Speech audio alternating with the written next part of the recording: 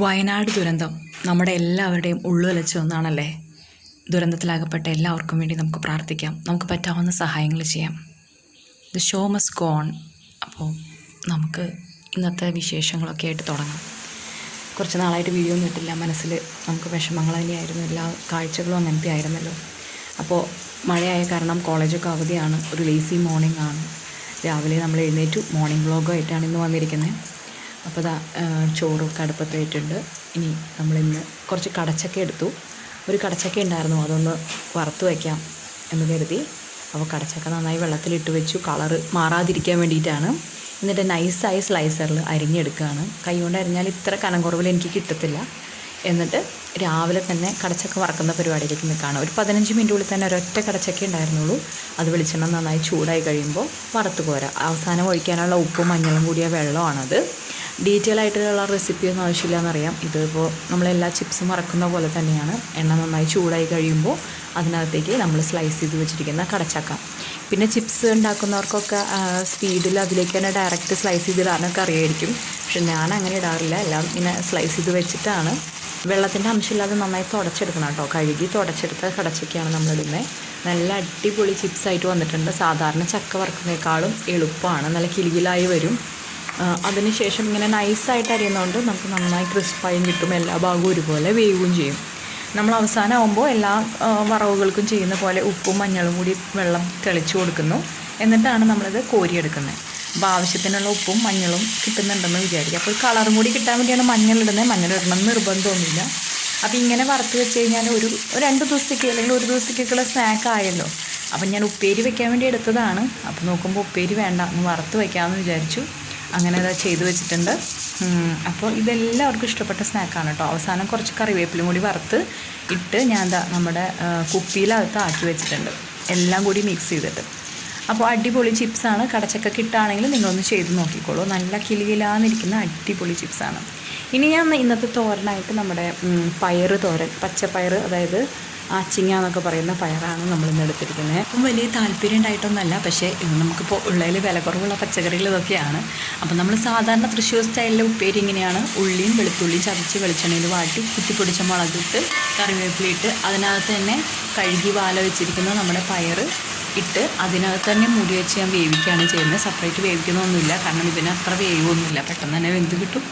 അപ്പോൾ നമ്മുടെ കടച്ചക്ക ചിപ്സ് ഇവിടെ ചെറുതായി ഒന്ന് തണുത്തപ്പോൾ ഞാൻ കുപ്പിയിലാക്കിയിട്ടുണ്ട്. പിന്നെ ആസ് യൂഷ്വൽ നമ്മുടെ കട്ടൻ കാപ്പി റെഡിയാണ്. അത് ഞാനിവിടെ ആക്കി വെച്ചിട്ടുണ്ട്.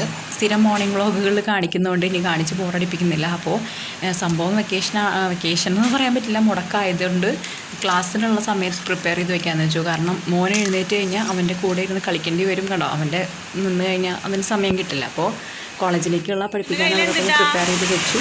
അപ്പോഴേക്കും ആശാനെ എഴുന്നേൽപ്പിച്ചു. വഞ്ചി വെള്ളത്തിൽ വിടാമെന്ന് പറഞ്ഞിട്ടാണ് എഴുന്നേറ്റ് വന്നത്. കാരണം മഴയായതുകൊണ്ട് എണീക്കാൻ ഭയങ്കര മടിയാണ്. അപ്പോൾ ന്യൂസ് പേപ്പർ കൊണ്ട് ഞാൻ 2 വഞ്ചിയൊക്കെ ഉണ്ടാക്കി കൊടുത്തിട്ടുണ്ട്. നമ്മുടെയൊക്കെ കുട്ടിക്കാലത്ത് മഴവെള്ളത്തിൽ നമ്മൾ വഞ്ചി കുറച്ച് വിട്ടിട്ടുള്ളതല്ലേ. അപ്പോൾ അവർക്കും കുറച്ച് മെമ്മറീസൊക്കെ ഉണ്ടാവട്ടെ. മഴ എന്ന് പറയുമ്പോൾ നമുക്കിപ്പോൾ മഴ എന്ന് പറയുമ്പോൾ പേടിയാണെങ്കിലും മഴയെക്കുറിച്ച് നല്ല മെമ്മറീസും നമ്മുടെയൊക്കെ ചൈൽഡ്ഹുഡിലെ മെമ്മറീസും ഉണ്ടല്ലോ നമുക്ക്. അപ്പോൾ അവനെയും കൊണ്ട് ഞാൻ കുടയൊക്കെ ചൂടി മുറ്റത്തെന്ന് പറഞ്ഞാൽ റോട്ടിലുള്ള ചെറിയ വെള്ളമായിട്ടില്ല, ആ വെള്ളത്തിൻ്റെ അവിടെ നിർത്തി വഞ്ചിയൊക്കെ ഒന്ന് ഒഴുക്കി വിട്ട് കാണിച്ചു കൊടുത്തു. അധികം മഴയത്തേക്ക് ഇറക്കിയിട്ടില്ല കേട്ടോ. അപ്പോൾ ഒരു പപ്പ നമ്മളുടെ വെട്ടി അത് വീഴാറായിട്ടുണ്ടായിരുന്നു. അത് വെട്ടിയപ്പോൾ ഒരുപാട് പപ്പായ കിട്ടി. ചെറുതുകളാണ്. അപ്പോൾ ഞാൻ അതിൽ നിന്ന് കുറച്ച് വലുപ്പമുള്ളത് എടുത്തിട്ട് കുറച്ച് ക്യൂട്ടി ഫ്രൂട്ടി ഉണ്ടാക്കി വെക്കാമെന്ന് വെച്ചു. കാരണം നമുക്കിപ്പോൾ എന്താ പറയുക, ഒരുപാട് പപ്പായ കൊണ്ട് വേറെ ഒന്നും ചെയ്യാനുള്ള ഓപ്ഷനില്ല. ഉപ്പിലിട്ടാലും അച്ചാറിട്ടാലും ഒന്നും ഇവിടെ ആർക്കും വലിയ താല്പര്യമില്ല. പിന്നെ ഉപ്പേരി വെക്കാം, അതൊക്കെ എന്തോരം ചെയ്യും. അപ്പോൾ ഞാനൊന്ന് പ്രിസർവ് ചെയ്ത് വെക്കാനുള്ള രീതിയിൽ കുറച്ച് പപ്പായ ചെറുതായി അരിഞ്ഞ് നമ്മൾ വെള്ളത്തിൽ തിളപ്പിക്കാൻ ഇട്ടിട്ടുണ്ട്. ആ സമയം കുറച്ച് മീൻ നമുക്ക് വറക്കാൻ വേണ്ടി നന്നാക്കി മാരിനേറ്റ് ചെയ്ത് വെച്ചു. അധികം മുളകിടാത്ത ആ മീൻ ജോഷുവിന് വേണ്ടിയിട്ടുള്ളതാണ്. ഒരുവിധം ചെറുതാക്കി അരിഞ്ഞിട്ടുള്ള നമ്മളെ പപ്പായ തിളച്ച വെള്ളത്തിൽ ഇടുന്ന് തിളച്ച് വരുമ്പോൾ, ഒരുപാട് തിളയ്ക്കാൻ നിൽക്കണ്ട, ഒന്ന് ചെറുതായി തിളച്ച് ഒരു ചെറിയ വേവായി വരുമ്പോൾ നമ്മൾ ഊറ്റി മാറ്റി വയ്ക്കുന്നു. ഇനി പഞ്ചസാര ലായനി ഉണ്ടാക്കി അതിനകത്തേക്ക് നമ്മൾ ഇടുകയാണ്. ഒരു 1 thread കൺസിസ്റ്റൻസി ആകുമ്പോഴാണ് മാറ്റുന്നത്. പഞ്ചസാര അത്യാവശ്യം നല്ലോണം വേണം കേട്ടോ. ഞാൻ ഒരുപാട് ഇട്ടിട്ടുണ്ടായിരുന്നെങ്കിലും കണക്കൊന്നും പറയാനറിയില്ല, പക്ഷേ ഇതിൽ ഇത്തിരി മധുരം കുറവായിരുന്നു. അപ്പോൾ അതിലേക്ക് നമ്മുടെ വേവിച്ച് വെച്ചിരിക്കുന്ന നമ്മളുടെ പപ്പായയും കൂടി ഇട്ടു. ഒരുപാട് വേവ് വേണ്ട കേട്ടോ. അപ്പോൾ നമുക്കതൊന്ന് വറ്റിച്ച് ഒരു 1 thread കൺസിസ്റ്റൻസിയിൽ എടുത്തു കഴിഞ്ഞാൽ ഒരുപാട് പഞ്ചസാരപ്പാനി ഇല്ല, അങ്ങനെ ഒരു ഒട്ടുന്ന രീതിയിൽ വരില്ലേ, ഒരു ഒറ്റനൂൽ പരുവം എന്നൊക്കെ പറയുന്ന ആ ഒരു കൺസിസ്റ്റൻസിയിലെടുത്ത് നമുക്കിതിലേക്ക് മാറ്റി കളറുകൾ വേണമെങ്കിൽ മിക്സ് ചെയ്യാം കേട്ടോ. ഞാനിപ്പോൾ ഒന്ന് ഒരു ട്യൂട്ടി ഫ്രൂട്ടി എന്ന് പറയുമ്പോൾ നമ്മുടെ മനസ്സിൽ കളർ വരുന്നതുകൊണ്ട് ഒരു 3 കളറാക്കി ഡിവൈഡ് ചെയ്ത് 3 പാത്രത്തിൽ വെച്ചു. ഒന്നിൽ യെല്ലോ, ഒന്നിൽ ഗ്രീൻ. എൻ്റെ കേക്ക് ഉണ്ടാക്കുന്ന കളേഴ്സ് ഉണ്ടായിരുന്നതുകൊണ്ടാണ് ചെയ്തത്. ഇനി ഈ കളർ ചേർക്കണം നിർബന്ധമൊന്നുമില്ല, ഒരു കളർ ചേർക്കാതെ നമുക്കിത് ഉണ്ടാക്കിയെടുക്കാം. ഞാനിപ്പോൾ ഒരു യെല്ലോ, ഒരു ഗ്രീനും ഒരു റെഡും കൊടുത്തു. പക്ഷേ റെഡ് അത്രയ്ക്ക് അങ്ങോട്ട് കളർ പിടിച്ചില്ല, അതൊരു വേറെ ടൈപ്പ് കളറായിരുന്നു. അപ്പോൾ സംഭവം കളർ ചേർക്കുന്ന അത്ര ഹെൽത്തി ഒന്നുമല്ല. പിന്നെ പെർമിറ്റഡ് ഫുഡ് കളറാണ്, നമുക്ക് വേണമെങ്കിൽ ചേർക്കാം, വേണമെങ്കിൽ വേണ്ട. എന്നാലും ട്യൂട്ടി ഫ്രൂട്ടി എന്ന് പറയുന്ന ആ ഒരു കോൺസെപ്റ്റ് വരാൻ വേണ്ടി മാത്രമാണ് അങ്ങനെ ചെയ്തത്.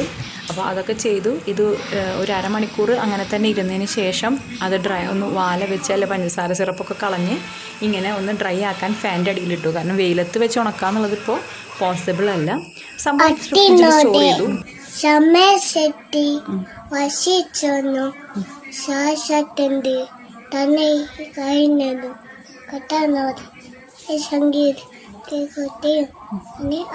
വയനാട്ടിലുണ്ടായ ദുരന്തമൊക്കെ ചെറിയ രീതിയിൽ ഞാൻ മോനെ പറഞ്ഞു കൊടുത്ത് അവനെ കൊണ്ട് പ്രാർത്ഥിപ്പിച്ചതാണ്. നമുക്ക് എല്ലാവർക്കും പ്രാർത്ഥിക്കാം കേട്ടോ.